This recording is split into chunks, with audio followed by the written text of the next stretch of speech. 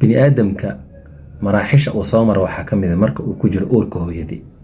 Marka uurku jirka yahay waxa uu ku jiraa meel iska degan oo qabow oo comfort ah oo wax culays lahayn. Iftiin indhaha ka gala male, dhawaq ma jiro, mashaakil fara badan ma soo wajahan xataa cuntada iyo waxa uu cabi lahaa iyo waxa loo wixii noloshiisa ku saabsan. Waxa loo soo marsiinayaa xarigaas ama tubadaas u talaalan. Ilaah subxaanahu wa tacaala baana meeshaas ku haya waqtigaas ilaa uu ka soo gaarayo inuu soo baxo. Waxaan u jeedaa marka uu soo baxo laakiin wuxuu la kulmayaa caqabada ugu horeysa oo ah meel buuq badan, iftiin badan, wuxuu arki jiray waxaan ahayn.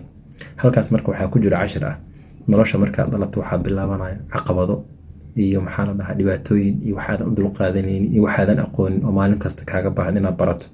Sida loo waajahaa haddaba marka caqabadahaas nolosha kaa soo waajaha oo ay suuragal tahay inay iska kaa hortaagaan inaad gaarto ujeedooyinkii aad lahayd.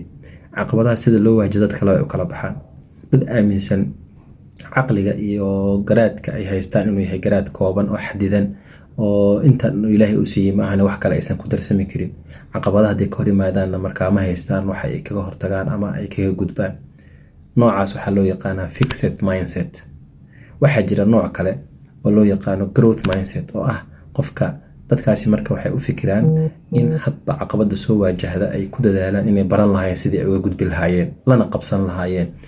Marka taas ayaa waxay keenaysaa baa la leeyahay guul joogto ah oo qofka markaasi uu gaaro. Marka waxa u diyaar garowda caqabad la'aan lama ahaanayo hawl kasta aad qabanaysid, laakiin hawshaas caqabada ka soo waajahda sidii aad u baran lahayd sidii aad uga gudbi lahayd. Arrintaasi waxaa si fiican wax uga qortay gabar la yiraahdo Dweck oo professorad ah psychology-gana ku takhasustay. Buuggeeda caanka ah ee la yiraahdo The New Psychology of Success Mindset.